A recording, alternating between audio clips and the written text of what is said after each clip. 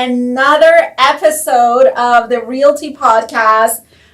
Now, did you know that over 87% of real estate agents fail within their first 5 years? And the latest data just revealed something even more shocking. If you're in real estate, you need to hear this, you guys. We just got access to brand new game-changing stats that reveal who's actually winning in this market and who's about to get wiped out, Eva. Now, forget what you think you know. This data exposes the brutal truth about what's working, what's broken, and how top real estate agents are crushing it while others are struggling to survive. If you're serious about your real estate career, make sure you plug into this episode because it is for you, you guys. Because we are going to share with you everything you need to know. All right?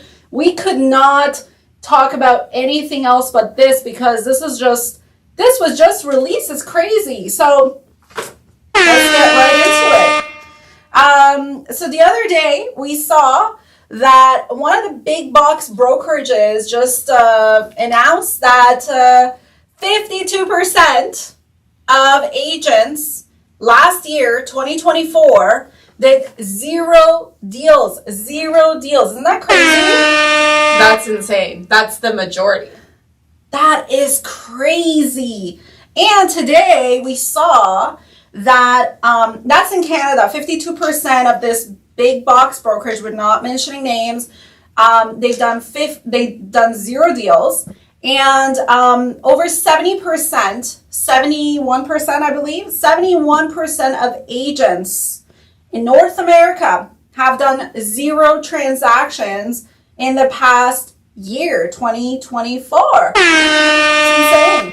That's insane. And we've seen harder years, but 2024 was a hard one. I think that's going to take a lot of people out completely because not only is it zero deals, but every single month you have costs, which if you're not in real estate, you might not know how much, right? You have brokerage fees, list goes on and on about our expenses. I don't want to get totally into that. I mean, it's just people don't understand that this is real. You see your buyers. I mean, before I was an agent, right? I would see agents and be like, oh my gosh, they just made this much money just for doing nothing. So like paperwork, 5 minutes of work. But the reality of it is that a lot of agents aren't doing much, and that's like, I'm smiling, but it's actually sad because we used to be there ourselves. I was having a lot of conversations today. As you know, we go through a roster of agents and we try to find gems in there to see who would be best fit with our environment and our ecosystem, who would do really well here. And the crazy thing is, like, most agents have no clue how this is going. They think first year, you're like, oh my gosh, all I gotta do is tell everybody that I'm an agent. And then the second year, you realize that it doesn't matter who you tell because everybody knows of an agent. And so the second year, you're like, you know what? Now that I know, now that the expectation's set, I am ready to crush it. And you're like, this is going to be my year. And that goes on and on for years after years. I mean, like, what's your experience been like? Well, that's the exact same thing. And I feel like the hunt for solutions, we've said it here before, it's like you'll see a different solution everywhere you look. Mm-hmm. There'll be one solution is, oh, well, you got to do online leads. You got to buy leads from Zillow. You got to buy leads from Realtor.ca. You got to move brokerages and hope something changes for your business. You got to, tell all your friends and family. You got to go out to the bar more was a solution I was offered. I mean, that's crazy. So you're looking all around and your wheels are turning and you could be working very hard with no results, which then you just hop out of the business, I guess, and say, I guess I wasn't built for this. I guess it's not for me. It's really sad. Okay, so here are some other stuff that I was reading today, which was quite shocking. And I think, here's what's interesting. Nobody will tell you about this. Nobody's gonna go out there and tell you. these things. In the States, you can go get your real estate license within a couple of days. It's a weekend course and you're a realtor, right? In North America, specifically in Ontario that we're located, they just upped the ante a little bit. So you have to go about 6 months to get your license, right? I mean, you can do it sooner if you're like top A student, but like realistically, you have to do it's 6 months, right? Because you have labs now, and what are they called? Yeah, they're like these kind of like role playing sessions. I forgot what they're called, seminars. I didn't go to the school when it was the way it is. But I think more people are saying it's usually closer to a year because these group events, they're not done on your own time. Yeah. And the exam system isn't the way it was before. Like I did all mine online. You go and you just write the exam in person. That was it. Okay. Now, here's the other crazy stats, okay? So I was reading.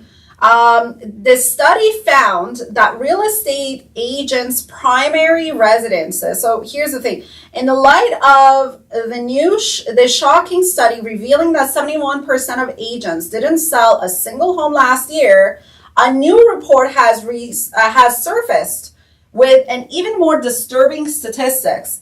Only 5% of real estate agents actually live in a house, okay? The study found that real estate agents' primary residences include, and this is true, we know it, 5% they live in their parents' basements, 7% their brokerage's office, 10% newly built, get this, podcast studio. They live there? That's what the study has shown, yeah. 30% leased apartment, 12%, where they got this, the lobby of the Hilton Hotel in Dallas, 15% in their car, I don't know. 5% their own house, 15% crash in their own listings and sneak out in the morning. I don't know if I believe this. I mean, honestly, I don't know. I think there's a sliver of truth, like the fact that everything looks more glamorous and like nobody will tell you the truth, but such a high percentage in a specific lobby in Dallas. Hey, before I forget, make sure you subscribe to our channel. Make sure you follow us. We're going to bring you guys lots of interesting, what we do is we are going to bring you the news in real estate. We're not holding anything back. So stick around because this is going to get even more interesting. So what is it that agents in Ontario, right? In order to be an agent, most people think that real estate agents are not as educated, right? Mm-hmm. And the reality of it is they're not. You're exposing the truth of the matter. Oh my gosh. Because you have to be 18 years old, right? Yeah. And then you have to be a high school graduate. You just got to show the paper. Yeah. That's it. And then that's it. You just do the course. If you pass, boom, you're in, right? They're so happy to take your money. Yeah. And then that's pretty much it, right? I mean, there's nothing else to do. Now, what about yourself? What's your degree, Eva? Do you have? Obviously, you have. I know that you have your high school diploma, so that's yes. Yay! All right. What else? So, are you educated? Tell me. Yes, I'm a little bit educated. You are? What did you study? I studied conflict studies and human rights with a minor in women's studies. When I say a minor in women's studies, that's all people hear. Yeah. Because it's what you... So it's funny. This time when you said it, I was thinking to myself, like, all I think about whenever you and I talk and people are like, oh, yeah, what did you study? Like, all I could think about is, like, women's studies. But it's because that's the last thing you say. So people remember the last thing you say. Yeah. So your main thing is conflict studies. Yeah. Which is, it's not like fighting in person, which would be so much more relatable to real estate. But it's about like wars and stuff. So. Wars? Wars. Oh, wars. Okay. Okay. You know, you have to like enunciate. Yeah. You're the immigrant, you know. So, are you educated? Well, yeah, you know, like, I mean, I have a bit of education there, you know. I have a degree in psychology and wasn't really, it's funny because I got into psychology not as a choice. I got into real estate not as a choice. It just happened. Life happened and I just ended up doing it. But yeah, so I was actually studying kinesiology at York University, which is the study for like if you want to be, you want to get into sports medicine. I thought it was the perfect, you know, first step to get into medical school because that was the ultimate dream. And then my first year, I got into university a year early.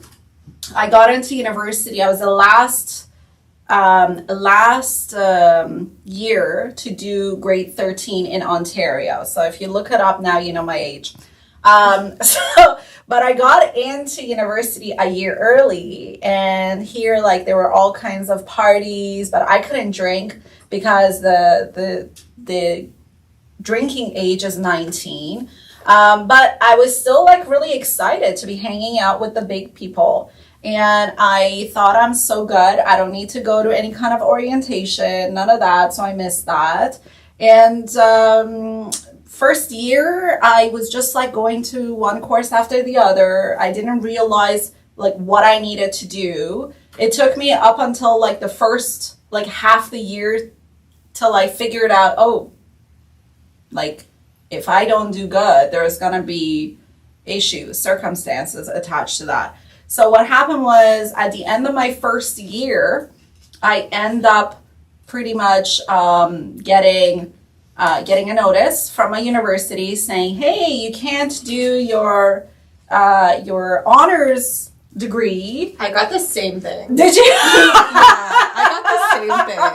Most people don't admit it, so I'll just tell you. I got this letter, and they're like, yeah, you have to kind of downgrade to a just a bachelor's degree in science. And I'm like, oh my God, my parents, if they find out, like, they're immigrants. Immigrant parents are brutal, man. Like, if you get anything lower than like 98%, you're pretty much done. So anyways, I was like, oh, my hair is like kind of crazy, right? Let's fix that. Very important. Let's look back and be like, what was this whole hour for? So yeah, I end up going into, and it's funny, the only choice I could get into was, well, it was like the sciences, like you have your bio and chemistry, and I'm like, there's no way I'm gonna do my bachelor's in bio and chemistry. Oh my God, so hard. So I was like, there's no way. So the only other easier one was psychology. But get this, as I was writing my final exam in psychology, I sat there and I was thinking to myself, oh my gosh, I never want to do psychology. And I literally told everybody, I'm like, for those of you who are studying psychology, good luck, because this is the last ever psychology course I'm ever going to do. And lo and behold, I got a letter from the university saying, yeah, you need to get out of kinesiology because you kind of messed up your first year. So you got to change to something else. Now, the crazy part was my psychology, I was getting a C, which is like horrible. My parents never saw my grades in university. So I got a C and I was thinking to myself, oh my gosh, like in order for me to be in any kind of bachelor, like of sciences, I need to have a C plus. And in order to get into that, grade to psychology, I needed a C plus. And so it was like, either I have to repeat this whole course, foundation course, which I hated, or I had to talk to my professor. And so I wrote an email to my professor saying, please, like, this is my last psychology course I'm ever going to take. Please help me. And she helped me. She gave me a C plus. So, power of negotiations. I kind of had it back.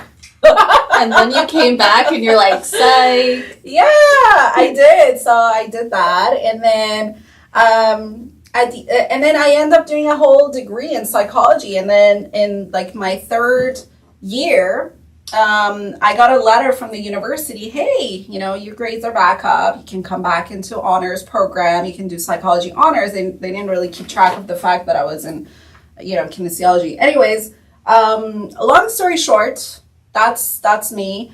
But that was not my very first failure in school. I did obviously graduate. So yeah, this is a very long story about my education. But so where did it all begin? So here's a crazier story.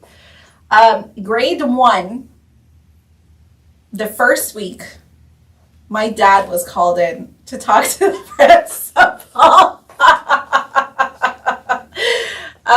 Grade 1, yeah, I got my dad was like so shocked because he's like, I'm the only girl, right? And he's like, what? Like, I would imagine it would be like my sons that would get in trouble. And here he got a call about Anna, the youngest and the only daughter. And here's what happened. So my teacher was giving homework, right? And, my first primary school, I was in Iran, right? And in Iran, everybody looks the same. I didn't. I looked kind of Asian because of my mom, right? My mom's Filipino. Hello to my Filipino people. I love you guys. So I looked very different. And then I remember my teacher looked at me funny, like, who is she? Like, she's an alien or something, in my class. It's this alien in my class. So she was kind of like, from the get-go, she was kind of weird.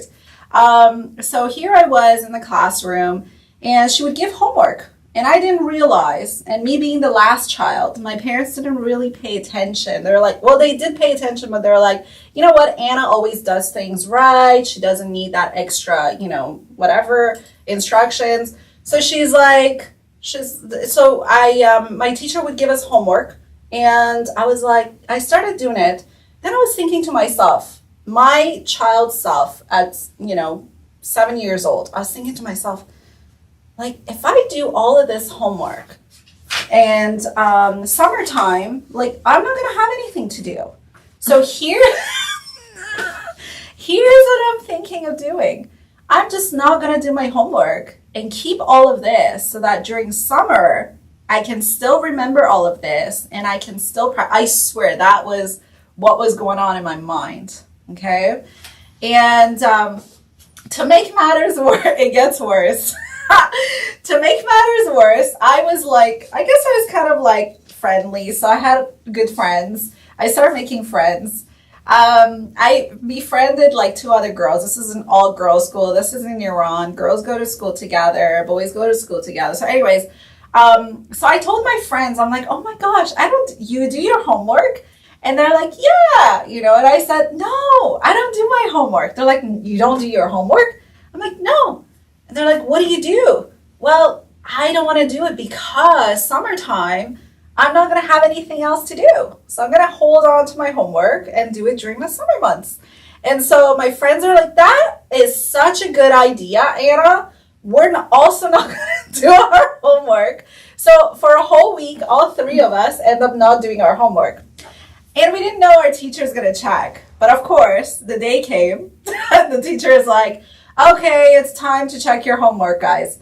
So she is like saying everybody's name. And like, although my last name is Alemi and you would think like it starts with an A in the alphabet, It actually doesn't. When you translate it to Persian, it ends up being a letter that's like farther down in the alphabet. So anyways, I was towards the end half actually. Here are like my friends getting called in to have their homeworks checked. So the first one goes in, she gets in trouble. The teacher is like, you're such a bad girl, you didn't do your homework, blah, blah, blah. She gets in trouble.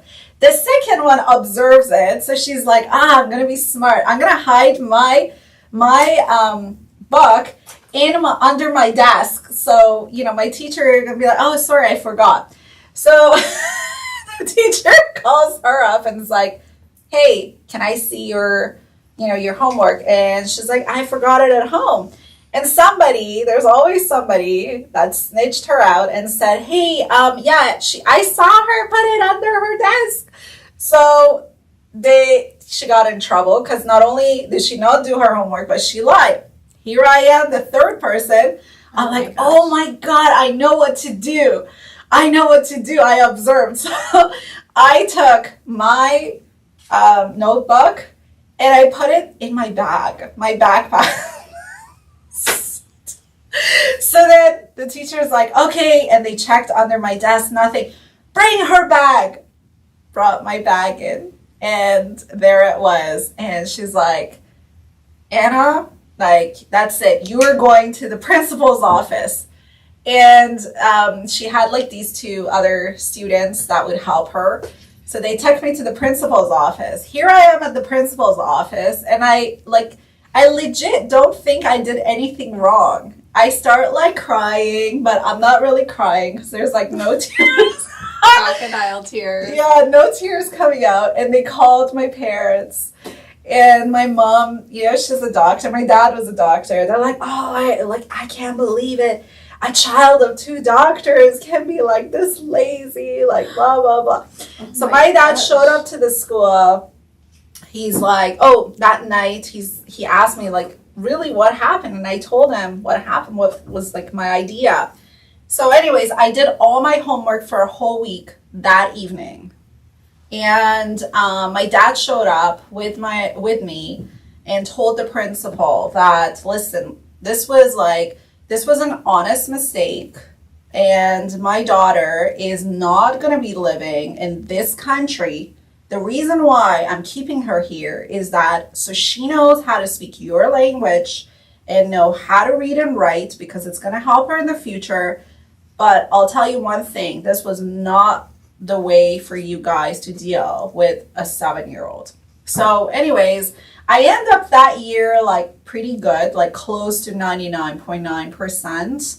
And my second, third, fourth, whatever, I was like full on 100% student. But my first year, I was a horrible student. And then it didn't happen until first year university. So that's my whole story with school. That's crazy. I can't believe they brought your family lineage into it. They're brutal in Iran, I'll tell you. They're brutal when it comes to schools. Like, I mean, back then they would like even like hit you in the face. I don't think they do it now, but yeah, if you're not a good student, they would definitely do that. So I think my main thing was I was kind of always late for class. Yeah? Yeah, and like it was just very hard for me to listen. I feel like looking back now, things that I know about myself is like I'm really interested in stories, and if it's kind of not about people, I don't really care. Yeah. That's why I did way better in like history, social science. That's why I got into social science, and I think that's like very evident why we're here today. I feel like everything that we have to do is with stories. Yeah. But I had this this math teacher, and he had me for science too, and I think he was like really like, this girl doesn't listen no matter what, and I'm chatty and I'm like not interested, and I don't know, math just isn't my thing. But he always would like accuse me of like, be like, oh, you were in the smoker section, weren't you? And I was like, no. And he never believed me. It was like every day in front of people. acting like I was in the smoker section. I just want everyone to know I wasn't, and I will deny it to this day. Yeah. Yeah, I mean, there's a lot of smokers for sure in realtors, like realtors. There's a lot of smoking realtors out there because it's just like a very high stressed kind of environment a lot of the time. So we do see that. Okay, not only that, but I was at this like realtor training thing. Uh-huh. And I don't know how it came up, but they like began discussing how it's like very normal to drink 1 or 2 bottles of wine every single night. And it was like everyone around the table is like, yeah, me too, no problem. And I'm like, is there a problem with this industry or what? And it's like, are you doing that because you're doing no deals? I mean, I'll tell you, one time I was in the middle of a transaction and I strictly remembered this particular transaction. And basically what happened was we were doing the inspection.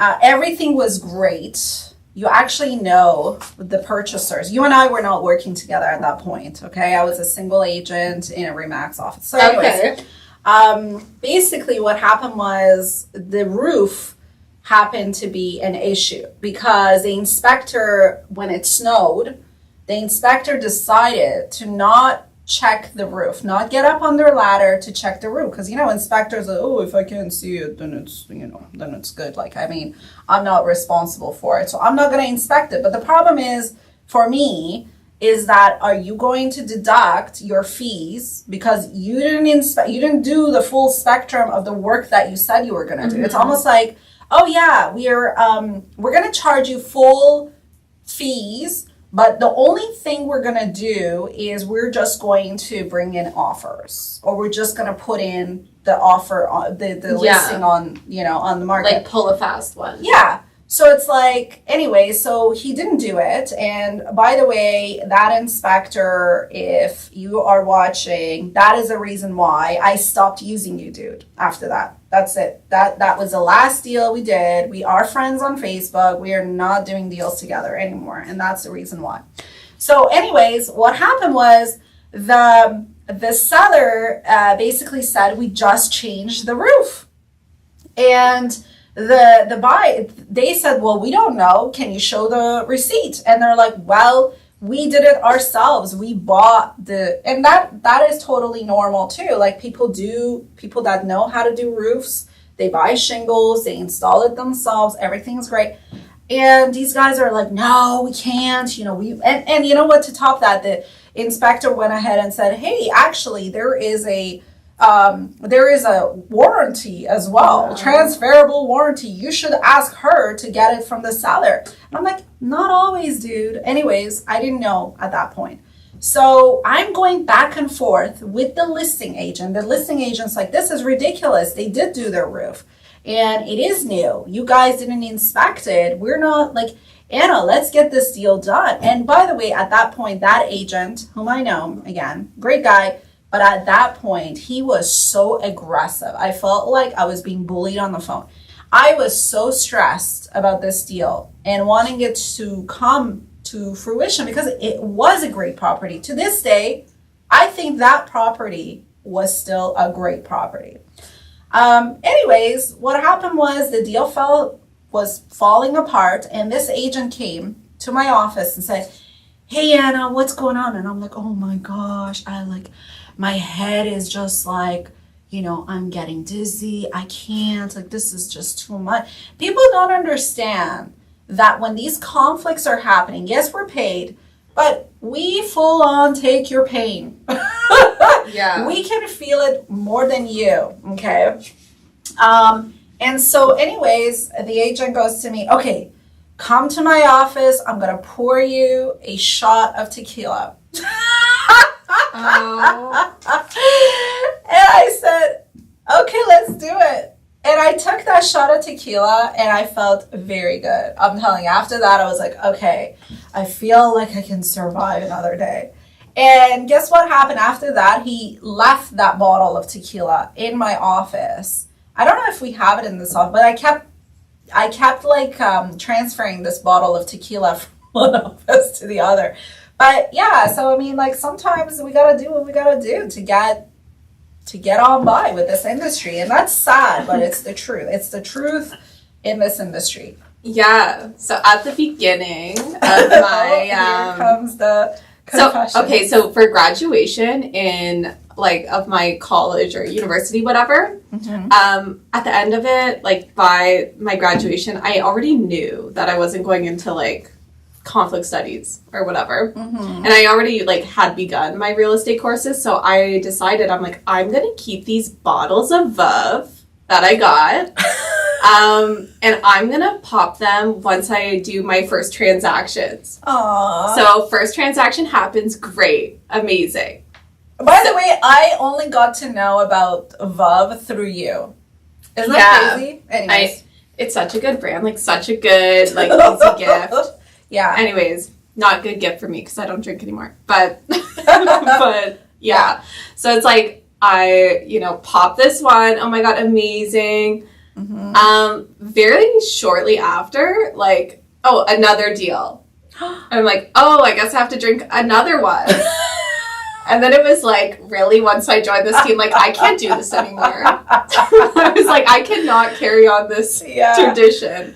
Yeah. But a lot of agents have that. Like, I just saw online, there was an agent, like, I do a shot for every deal I close.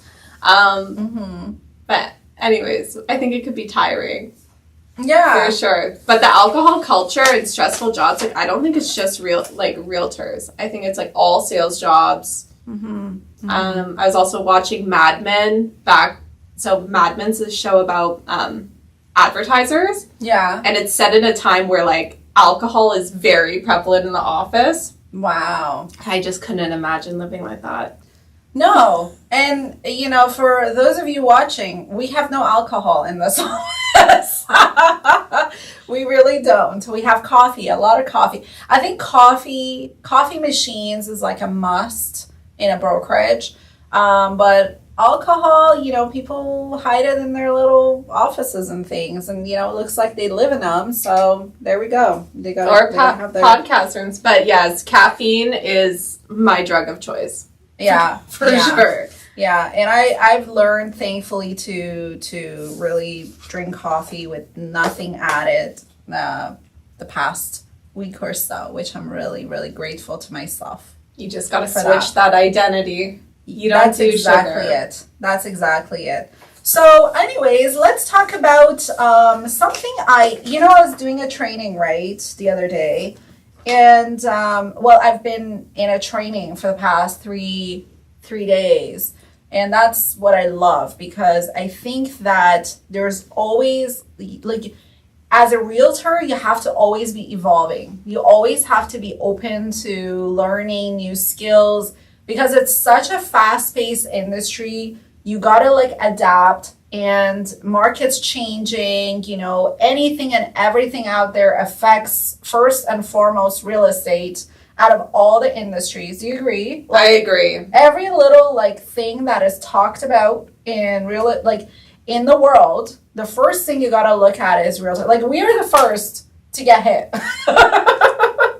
Yeah, and people are already, like, we've discussed it before, like, one of the biggest growing trends is skepticism. 100%. So I feel like any kind of shift, people are like, well, I guess I shouldn't buy. Or just anything goes on, like, it's snowing outside, they're like, it's probably going to crash the market. Yeah, 100%. So I was in my training, and then one of the things they're talking about is this lady, one of the speakers, was saying she introduced the concept of hiding in plain sight. And I was like, that's really, really interesting. And I think it just, like, really blends in with what we're talking about, because in school, like, hiding in plain sight, what is it for you? Like, yeah, just, like, blending in, getting by being part of the crowd, not being noticed, just keeping along with what everybody else is doing. Yeah, it's like, that this is wrong, but you still just continue it. Hiding in plain sight, she explained, was like, think of yourself as a student, and you know the right answer, yet you still put your hand down because you just kind of want to blend in with everybody else, right? Mm-hmm. And we see that a lot in realtors. Like I said, I talked to a lot of agents today, right? And I'm just trying to get a feel for like what's happening with this new information that just surfaced about, 70% of realtors didn't do a deal last year. Yeah. Like, how are you getting by? And like, what is it that is making you want to continue this path of like realtoring and like continue to be here? And I am like, if you're a realtor out there and you're just like, exactly what it is, I'd love to know, because I'll tell you, like, I've lived that, and you have too, that whole journey of like, you know what, I think like I got it. No, I don't need to be part of a team. I was just telling Sydney earlier today, I was like, hey, you know what?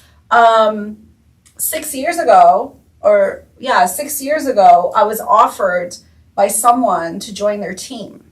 And in my own head, I was like, no, I'm not going to do it, because I'm going to make it on my own. And I am going to not give half of what I am making away to you for what, And in my defense, it's very hard to find teams that do right by you too, okay? A lot of the times, a lot of agents that I have spoken to and, that join teams, realistically, all that happened was like, they end up bringing in their mom, dad, whoever that was buying, and the team would just take on the portion, and that's it. Good luck to you.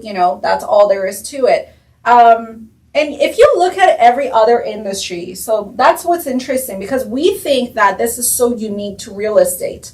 But, my brother is a lawyer, right? And he told me that's how it works in a law firm. There is a split between the between the law firm and the lawyer. If you look at other industries, like, I don't know, any kind of service industry, you go out there. The other day I was getting my hair cut. So it's like, okay, so like, how does that work exactly in a salon scenario? There is a split. One of our clients is a hairdresser, right? She was saying there is a split, or sometimes it's just like you rent actually, no, it wasn't her, but you rent a chair. So stuff like that, so it's like there is always a split between you and the organization. Doctors, there's a split between the doctor and the hospital, Yeah. So what is it about us? And that's the reason why 87% of them leave. Because here we are, we want to be the boss of ourselves. We don't know what the heck we're doing. We think that by giving minimal fees to our brokerage, that is, we're shopping the brokerages that charge the least to get the most out of, which is like unheard of. Obviously, if they're making you pay such low fee, that means that they don't have the support. They don't have the support person. They don't have the support system. They don't know what the heck they're doing. So all you're doing is you're left to yourself to figure it out. It was just like such an aha moment. So it's like, for me, it's like, why then agents have their head like screwed in, did I say right? Screwed in so tight about like this way of going about it. Like every other industry, you need to work in a proper, systematic organization where they know what they're doing so that you can actually do well. You know what I mean? Yeah. Whereas our industry, it's kind of like, hey, you know what? You figure it out. You wing it. And it's so scary because, okay, aside from your health, your happiness. People's homes is the most expensive thing, and our industry is expecting our professionals to just kind of figure it out on their own. Is that crazy? It's absolutely insane. And then hearing these stats, like maybe you're like, well, whatever, I'm not a realtor. But it just shows you that if you're just going off like Google reviews, videos, this and that, like it may or may not be real. So this growing trend of skepticism, like as you should be skeptical. But I don't think like all hope is lost. Like I think being optimistic about that things are going to turn around, like that is a key factor of things actually turning around. Like I hope you feel positive. Yeah, the mindset is important for sure. Yeah, but if you're just going to continue doing whatever you've been doing, then obviously you're going to get the same results. Like Jim Rohn says, it's like all will change for you when you change. Yeah. So if you're just hoping to get different results and doing the same thing, I mean, you're kidding yourself, right? Yeah, 100%. Like, I mean, I absolutely, that was such a big thing when that girl said, you know, when you go into these trainings, and by the way, that's the other thing, it is like the training that's out there for realtors at all of these big box brokerages. Did you find of anything that was like a value to you? Like for me, it was like, okay, learning how to do a search, learning how to fill up a form. Yeah, I did find like it was interesting to know like what other agents are doing to some degree, but I just feel like the people training me, they were out of the business so long ago. Like these managers, a lot of them are not even doing real estate anymore. So they're just giving me information that it was no longer relevant. It's not valid at all. Like they're telling me go through the phone book. That's what I did. Go to door. That's what I did. Pop by people's houses with gifts for them. That's what I did. And I didn't see myself in any of it. I'm like, am I going to sell my soul and be someone who I'm not, you know, embarrassing myself door to door or embarrassing myself with these cold calls, which I did, with no script and just like hoping someone over the phone is like, you know what? Yeah, she sounds nice. Like, I feel like most of my tips were like, be really nice and do whatever they want. And if they don't want to sign up with you, go out with them anyways. Jump in your car as fast as you can. And that's it. I mean, how many times I'll tell you myself, I saw that, you know, I get a call. People will be like, yeah, I want to see, let's say 123 Main Street, which by the way, is the most popular address in the real estate community. But like, you want to go see, I want to see this property. And here I am getting in my car, leaving dinner, leaving gatherings, leaving like whatever to get myself there, open doors for people. And that's it, only for them to say thank you. And it's like, but wait, who's going to pay for, at the very minimum, my gas that I got here? Who's going to pay the time I took away from my kids, from my family, from all those moments? Nobody. And that is what they teach you, and it sucks. And that's the reason why a lot of agents that don't know any better, haven't gotten the help, they get wiped out. And that's the reason why I started this whole thing, because I feel that I was, you know, there was a disservice made to me. There was an injustice made to me. They put this crazy facade about the industry that it doesn't exist, you know? And I just feel robbed out of that. And if I can, like, you know, put more, like, amplify this message that there is, if you feel that there is a difference out there, there should be, things should be done differently. There should be another way to doing this. There is a code to be cracked. Well, you're absolutely right. And I think all of us have that voice inside of us that this is not right. There's got to be another way. But, you know, a lot of the times that skepticism of, oh, but is there? Like, yes, there is. yes, we figured it out, you know. And I'll tell you the other day, you know, and I'm sure you can relate because you have these conversations with people as well. I just had the most amazing meeting with our clients, with our newly acquired clients, Teresa.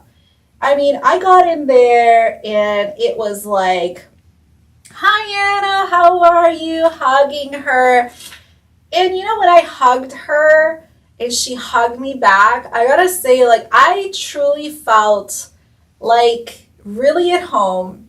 And I really truly felt like, you know, the hug that I gave her is like, I got you. I'm going to protect you. I'm going to help you throughout this process. And that is what is beautiful. That is the drug that gets me high through those days that are like, you know, you're like, yeah. You know what I mean? 100%. 100%. And I feel like so many agents are operating out of fear. Mm-hmm. And they haven't done enough transactions to know that, like, some people would, like, pay for your service. Mm-hmm. I feel like especially on the buy side, it's like you do it for free. Like, no one would ever pay you. Like, that's what people think.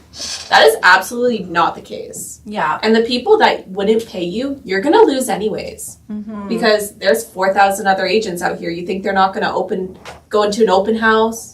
You think they're not going to walk into a builder's office? Like, they really need to see your value to keep you along. Yeah. Right? So I just think if somebody needs you to jump in your car in the next 5 minutes or else they're not going to work with you, it's like, okay, then don't work with me. Yeah. 100%. And it's just like, you know, if what you're seeing out there ain't working for you, like, do yourself a favor and figure out, is there something else out there? Is there a stone that I left unturned? And, you know, again, going back to my conversations today with these agents, it's like, oh yeah, you know what? I had at the beginning, they have this whole like layer of protection or shell around them where they're like, yeah, you know, I'm doing great. Business is amazing. Like, you know, the way they talk, that's why, like, you know, you and I talk all the time. That's why, like, I had my dad, whenever I talk to him, he'd be like, how many homes did you sell today? Or like your mom. Like, right? Exactly. How many homes do you sell today? And I'm like, oh my gosh, do you not know how many most agents do? Yeah. 0. At that time, I thought most agents did less than 5. That's what I used to think. So this 0 number is shocking. Yeah. It's crazy. It's really, really crazy. Like, it is such a big, like, shock to me. I can't believe it. 52%, that's more than half in Canada, have done 0. And I bet you a lot of those, the other 48%, hey, I got my mouth, the other 48% that did do any kind of transactions, they were probably in a busier market, like Quebec, like Alberta was in a busier market for a little bit. Sure. Right? But at the end of it all, it comes down to, like, do you have the right systems? Do you have the right coaching? Do you have the right support? Do you know what you're doing? You know, I think that consumers understand that if somebody is really there to help them, or somebody's there to, and that's what I hate, by the way, about our industry. How do you get paid by commission? Like, is somebody there to help you get through this, do right by you? Or is somebody there to just, like, pretty much screw you, do the deal, and never see you ever again? You know? Yeah. That I don't think, like, obviously, like, all these times where people get screwed over, like, I don't think it's always about malice. I just think it's like they need to take that opportunity for themselves no matter what, because they don't have anything else. Mm-hmm. And they need somebody to learn on, and unfortunately it's you, and it's live in the moment. Yeah. Because the training is inadequate. The leads are inadequate. You need to like get in front of a lot of people and do it a lot of times to make it done properly. And like some people think, oh, well, you just go into one of these big box brokerages and I'm sure like somebody's happy to mentor you. Nobody wants to mentor you. You are like such an anchor in the ocean for them. They don't want to. They do not want to bring you're a shrimp in an ocean is what you are. Yeah. You know, and the misconception about big box brokerages is that a lot of newer agents, they want to what's that word, like hitch their ride with these like big box brokerages to give them instant credibility. The problem is I don't understand, but that is usually the mindset. They think like, you know, if I hitch myself to this big brand, then suddenly I'm going to be, you know, known to people that I know what I'm doing. But that is a myth right there, because what happens is in these big brokerages, you are now nobody, and they don't need to make you anybody because they've already built their brand. They already have their peeps. You are just like something for big sharks to feed off of, right? Yeah. You're just being brought in a nice silver plate to these big shark agents, mega agents, to just be like, here, you can take whatever this kill is bringing you. It's sad, huh? But it's the truth. It's like, okay, and here you are, new agent, you come in, you bring in, like, oh, here, my dad wants to sell 5 of his properties. And, you know, these, like, big agents are like, oh, yeah, join our team. Yeah. Right? That's exactly it. Tell me I am, like, spilling everything here. And, like, I don't know who's going to be watching, but, you know, we said we're going to keep it real. So. Well, that's just our experience. Like, maybe you'll go to another brokerage and it'll be a different experience. But that's just, like, how I found it before I was here. I mean, and you and I became agents at a very different time, and like still going on. And I'm telling you, it is what it is. I mean, I know you want to be politically correct or whatever, but it is what it is. So that's the shocking thing, and people just continue hitting their head to this wall that they're not going to get out of. Yeah. And, you know, at the end of it, they're going to find themselves to be that statistics that either did no deal for a few years. I'm telling you, my first like 5-6 years, I was like, it was always at a loss. Yes, I was doing transactions, but it was always at a loss, to a point that my husband's like, oh, you know what? At one point, she's going to say, you know what? This ain't working. I'm just going to say, forget it. And stop spending money, honey. But you know, I was like, no, you know, I think I got it figured out this time. I think I got it figured out. I didn't get it figured out until I found myself a mentor. And you know, the other thing today, when I was talking to an agent, after I was able to break in through that wall, she's like, yeah, you know, most agents, it's hard for them. And the reason why it's hard for them is because they really need a mentor and coach. But they can't afford a coach and mentor. The way I look at it is you cannot afford not to have a mentor and coach. Because if you don't, you are 100% failing. Yeah, and reinventing the wheel every single time because you're just trying to figure it out. And you don't have enough opportunity to know if it is working out that way. Yeah, I found the same thing. And like, that's obviously why I'm here. Yeah.